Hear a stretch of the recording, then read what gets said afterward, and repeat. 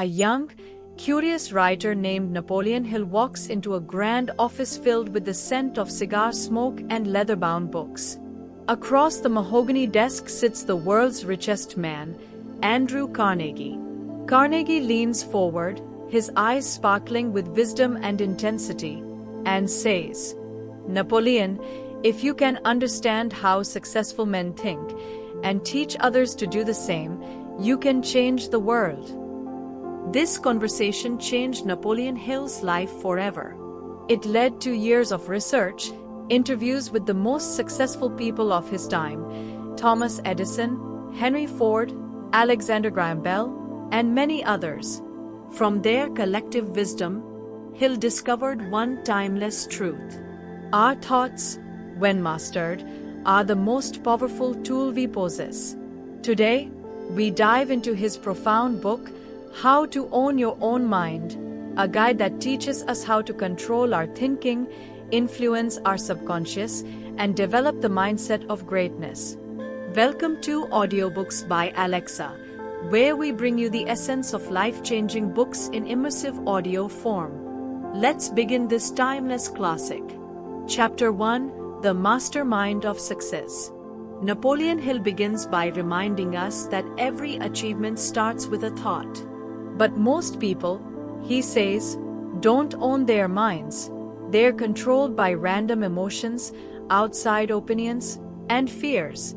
They react instead of creating. Hill introduces the concept of the mastermind. A mastermind isn't just a group of people.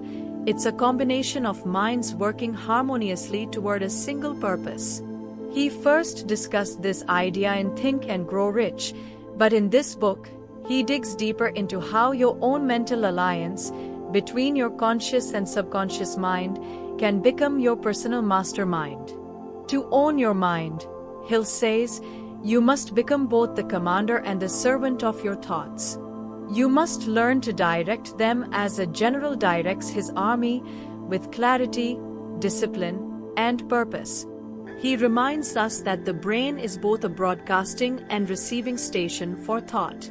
Every time you think with intention, you send a vibration into the world, and through the power of focus and faith, you attract opportunities aligned with that thought. But here's the catch. Most people never learn how to control their thinking. They allow the noise of the world to shape their beliefs, and therefore, their destiny. Hill's first lesson is simple but life-changing. You are not your thoughts. You are the master of them. And mastery begins with awareness. The power of definite purpose. Hill says the most powerful people in history had one thing in common: a definite chief aim. This means knowing exactly what you want, why you want it, and what you are willing to do to achieve it. Without a definite purpose, your mind becomes scattered. Your energy is divided among too many directions, and as Hill says, a divided mind cannot produce results. He encourages readers to write down a single, clear goal. Make it precise, measurable, emotional, and time-bound. Repeat it daily, visualize it, and speak it aloud with conviction. When your purpose is clear, your subconscious begins to organize your thoughts, habits, and actions around it, almost like a magnet drawing in everything you need. Hill believed that this alignment of thought and desire creates a kind of mental chemistry, a powerful state where the conscious mind communicates commands to the subconscious, which then influences your actions and attracts circumstances to match. Owning your mind begins here, by having one powerful goal that gives your thoughts direction. The role of the subconscious mind. Hill explains that our subconscious mind is like fertile soil. Whatever you plant in it, positive or negative, will grow. He writes that the subconscious cannot distinguish between real and imagined experiences. That's why visualization and affirmations are so powerful. When you repeatedly imagine success, your subconscious begins to accept it as truth. It then works tirelessly, even while you sleep, to bring that image into reality. But there's a warning. If you let fear, doubt, and negativity dominate your thoughts, the subconscious will grow those weeds too. Owning your mind means guarding the gateway to your subconscious, allowing only thoughts that serve your purpose to take root. Hill suggests a daily mental exercise. Spend 15 minutes each morning visualizing your goal. Speak your purpose out loud. Imagine the emotions of success, gratitude, confidence, joy. These emotions, he says, act as fuel. They give energy to your mental images, making them come alive. The art of controlled attention. Napoleon Hill considered controlled attention one of the most valuable mental skills a person could develop. In a world full of distractions, even in his time, he warned that most people scatter their mental energy by focusing on too many unimportant things. Controlled attention is the ability to direct your mind to one thing at a time with complete concentration. It's mental discipline, and Hill calls it the foundation of genius. He gives an example. Thomas Edison could focus for hours, even days, on a single invention. Henry Ford could visualize an entire factory in his mind before it was ever built. Their success wasn't luck, it was focus. Hill says, you can develop controlled attention by practicing it daily, like a muscle. He recommends picking one task each day and committing to finishing it without distraction. Over time, your ability to focus strengthens, and with it, your ability to think independently. The more you control your attention, the more you control your reality. Faith, the fuel of the mind. Hill writes that faith is the bridge between the conscious and subconscious mind. It is not a religious concept, it's a psychological state that gives your thoughts power. Faith is created through repetition and emotion. When you affirm your goals with feeling, not just words, you convince your subconscious that success is possible. This belief releases creative energy and resilience that you didn't know you had. But Hill warns, doubt is just as powerful. If you feed your mind with hesitation, fear, and self-criticism, your subconscious will follow that path too.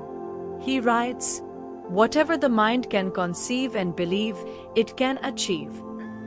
That's not just a slogan, it's a formula. Conceive by imagining your desire. Believe by repeating it until your subconscious accepts it as truth. And then, action by moving in harmony with that belief. Faith, therefore, isn't blind. It's mental discipline, the habit of choosing belief over fear, the importance of self-talk. Napoleon Hill was one of the earliest thinkers to discuss the concept of autosuggestion, or what we now call self-talk. He says your inner dialogue shapes your self-image, and your self-image shapes your destiny. When you constantly tell yourself, I'm not good enough, your subconscious accepts that as a command and finds proof for it. But if you repeatedly affirm, I am capable, I am focused, I am growing every day, your subconscious begins to act on that belief. Hill gives this powerful advice.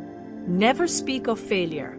Speak only of success, even if it has not yet arrived. He explains that your subconscious does not know time, it lives only in the now. So when you speak as though your success is already real, you are programming your mind to align your behavior with that outcome. Owning your mind means becoming the gatekeeper of your self-talk, developing the habit of independent thinking.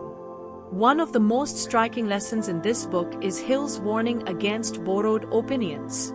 He noticed that most people never think for themselves.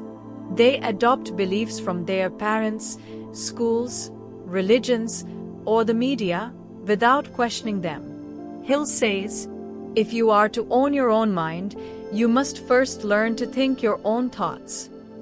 Independent thinking requires courage because it often means standing apart from the crowd.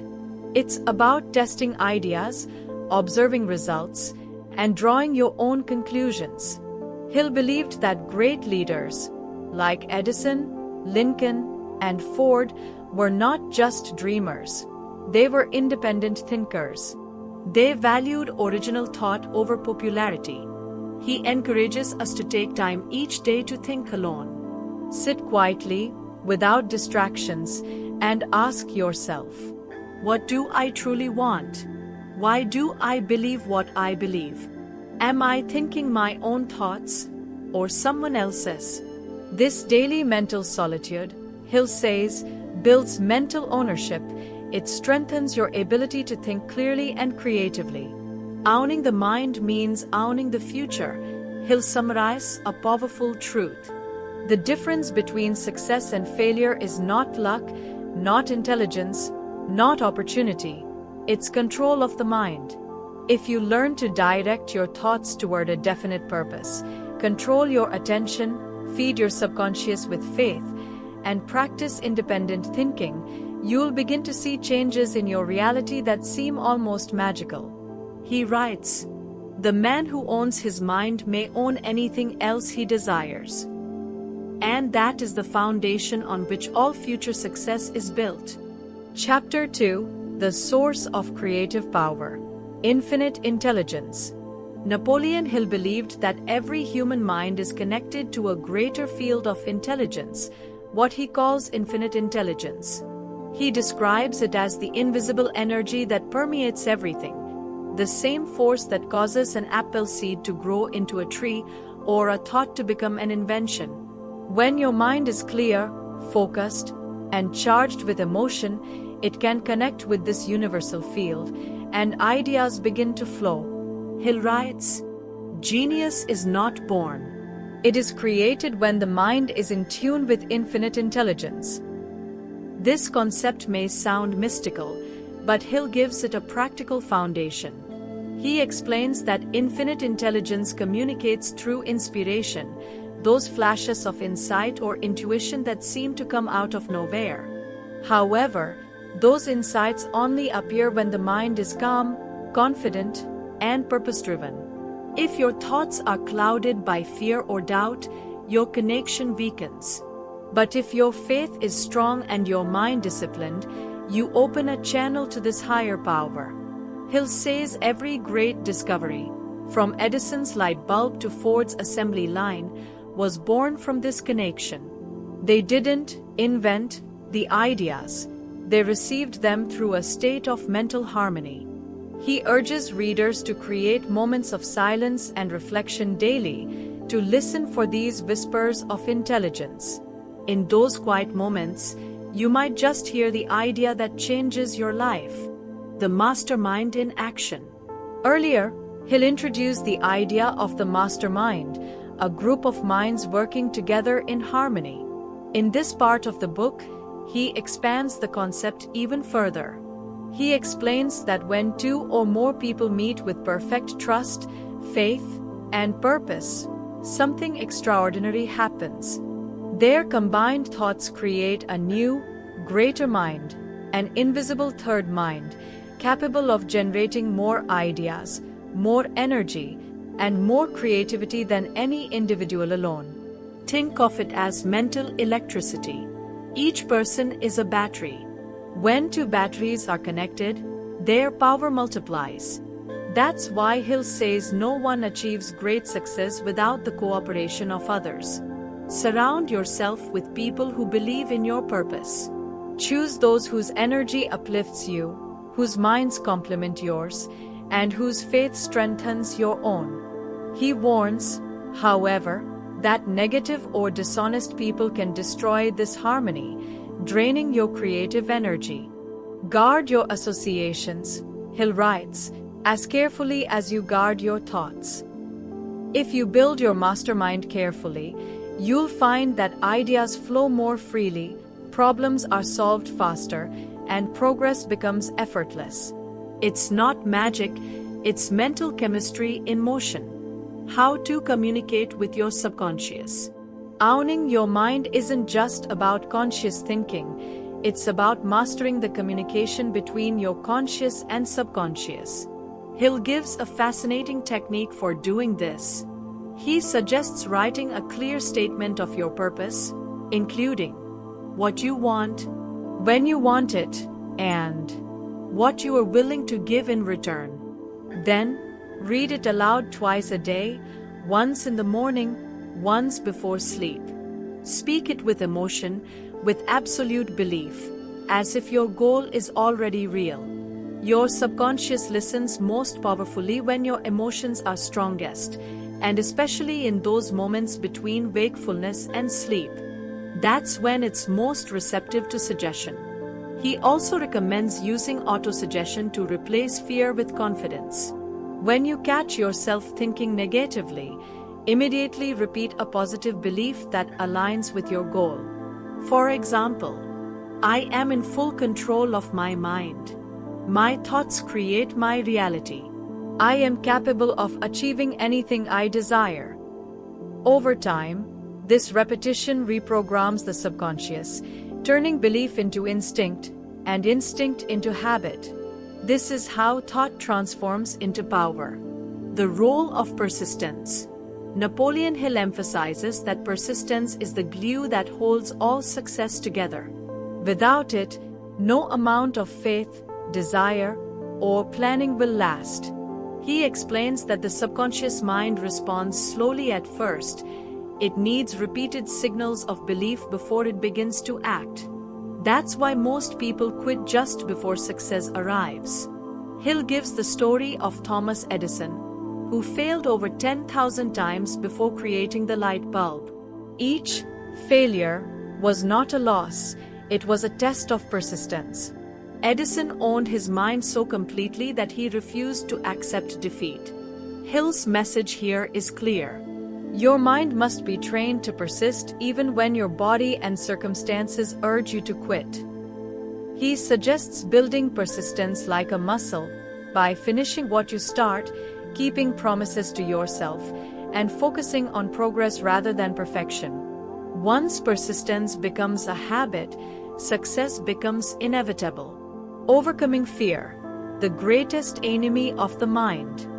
One of Hill's most powerful teachings is about fear, the silent destroyer of dreams. He identifies 6 major fears that stop people from owning their minds. Fear of poverty, fear of criticism, fear of ill health, fear of loss of love, fear of old age, fear of death. Hill says these fears live in the subconscious and sabotage our decisions without us realizing it. They whisper doubts, magnify failures, and make us settle for less than we deserve. But he also reminds us, fear is a state of mind, and every state of mind can be changed by choice. To conquer fear, Hill recommends facing it with logic, not emotion.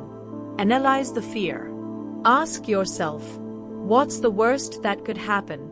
Then plan how to handle it. The moment you create a plan, fear begins to lose its power. He also suggests replacing fear with faith, not blind faith, but mental confidence. Every time you choose courage over fear, you strengthen your mental control. Hill believed that the greatest power in the world is a mind that refuses to be ruled by fear. Learning from failure. In one of the most inspiring sections of the book, Hill discusses the purpose of failure. He insists that failure is never permanent. It's feedback. It tells you that your plan needs adjustment, not abandonment. He writes, every adversity carries with it the seed of an equivalent benefit. When your mind is calm and self-owned, you can extract wisdom from every setback. You stop asking, why did this happen to me? And instead ask, what can I learn from this? Hill gives an example of Henry Ford, who faced bankruptcy several times before succeeding. Each failure refined his thinking, making his next attempt sharper, more efficient, more focused. Owning your mind means refusing to identify with failure. You are not your mistakes. You are the thinker behind them. And as long as you own your thinking, you can recreate your world. Turning thought into action. Hill warns that thinking alone is not enough. Many people read motivational books, visualize success, and set goals, but never act. He says, action is the real measure of intelligence. Once your thoughts are organized and your purpose is clear, take immediate action, however small. Each step reinforces belief, and belief fuels the next step. This creates a cycle of momentum where thinking and doing merge into one unstoppable force. Hill advises to act on inspiration quickly, before doubt can enter. When an idea strikes, move. When an opportunity appears, say yes. When you feel afraid, act anyway. Action transforms thought into tangible results and solidifies your control over the mind. How to use the mind for leadership. Hill concludes the book by explaining that those who truly own their minds naturally rise to leadership. Why? Because most people are driven by emotion and impulse. They follow those who can think clearly under pressure. A true leader, Hill says, is one who thinks independently, decides fearlessly, listens to intuition, inspires confidence, and maintains self-control even in chaos. He describes the mind as a kingdom, and leadership begins by ruling over that kingdom wisely. When you control your own mind, you can influence others ethically, motivate teams, and guide people toward shared success. Hill calls this the highest form of ownership, not of things, but of self. Final lesson, the ultimate ownership.